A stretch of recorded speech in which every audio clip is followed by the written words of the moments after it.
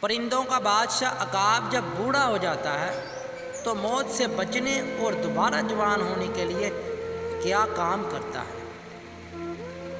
ایک عقاب کی عمر 70 سال کے قریب ہوتی ہے۔ اس عمر تک پہنچنے کے لیے اسے سخت مشکلات سے گزرنا ہوتا ہے۔ جب اس کی عمر 40 سال ہوتی ہے تو اس کے پنجے کند ہو جاتے ہیں جس سے وہ شکار نہیں کر پاتا۔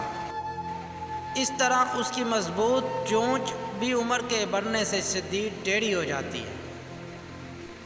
اس کے پار جس سے وہ پرواز کرتا ہے بہت بھاری ہو جاتے ہیں اور سینے کے ساتھ چپک جاتے ہیں جس سے اڑان بھرنے میں اسے سخت دشواری کا سامنا کرنا پڑتا ہے۔ ان سب مشکلات کے ہوتے ہوئے اس کے سامنے دو راستے ہوتے ہیں، یا تو وہ موت کو تسلیم کر لے یا پھر 150 دن کی سخت ترین مشقت کے لیے تیار ہو جائے۔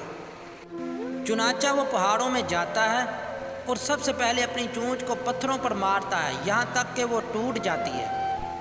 کچھ دن بعد جب نئی چونچ نکلتی ہے تو وہ اس سے اپنے سارے ناخن جڑ سے کاٹ پھینکتا ہے۔ پھر جب اس کے نئے ناخن نکل آتے ہیں وہ چونچ اور ناخن سے اپنا ایک ایک بال اکھاڑ دیتا ہے۔ اس سارے عمل میں اسے 5 ماہ کی طویل تکلیف اور مشقت سے گزرنا ہوتا ہے۔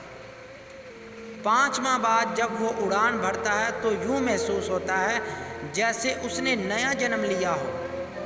اسی طرح وہ 3 سال مزید زندہ رہ پاتا ہے۔